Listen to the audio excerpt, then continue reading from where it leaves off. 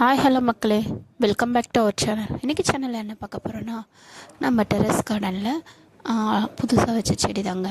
Already நான் உங்களுக்கு video போட்டிருக்கேன்.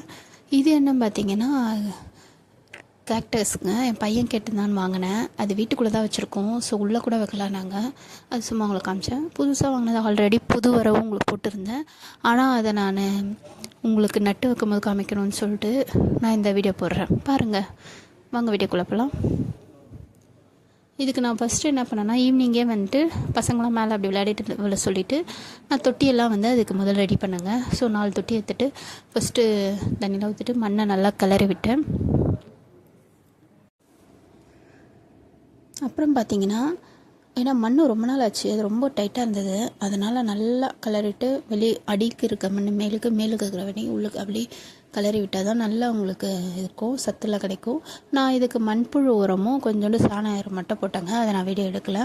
ஸோ போட்டு அதுக்கு மிக்ஸ் பண்ணிட்டேன். இது ஆல்மோஸ்ட் முடிக்கும் போதே எனக்கு இதுமாதிரி இருட்ட ஆரம்பிச்சிச்சு. சரி, இது கையோட கை வச்சிடலாம். ஏன்னா நான் இதை வாங்கியே 1 வீக் ஆகிடுச்சு. ரொம்ப டல்லாக ஆரம்பிச்சிச்சு. கையோட கை வச்சிடலான்னு சொல்லிட்டு வீடியோ எடுத்தோம். பாருங்கள், பசங்களையும் கூப்பிட்டு பசங்களையும் பிடிக்க சொன்னேன். ஏன்னா அவங்களும் ஃப்யூச்சரில் கற்றுப்பாங்கள்ல. நல்லது இல்லையா ஒரு செடி வச்சு வளர்க்குறது. பசங்களும் நல்லா ஹெல்ப் பண்ணாங்க. என் பையனும் பக்கத்து வீட்டு பசங்களும் நல்லா ஹெல்ப் பண்ணாங்க. ராகேஷ் சுபீஷ்க்கு ரொம்ப தேங்க்ஸ். அப்புறம் என் பையன் யுவன் சங்கருக்கும் தேங்க்ஸ். ரொம்ப ஹெல்ப் பண்ணாங்க. 3 பேருமே நல்லா ஹெல்ப் பண்ணாங்க. அப்புறம் இதை நான் அதை ஒண்டிட்டு அந்த கவரை கட் பண்ணிவிட்டு நான் இதை வச்சேங்க.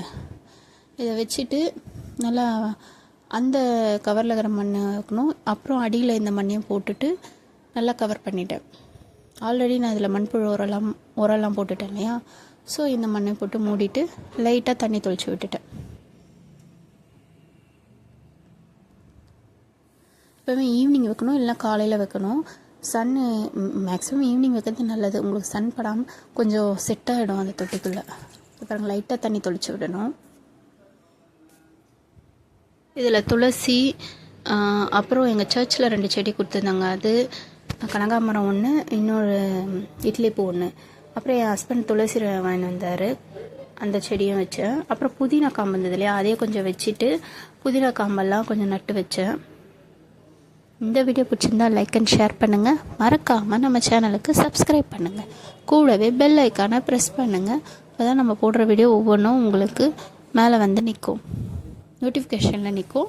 பாருங்கள், வீடியோ பிடிச்சிருந்தா லைக் அண்ட் ஷேர் பண்ணுங்கள்.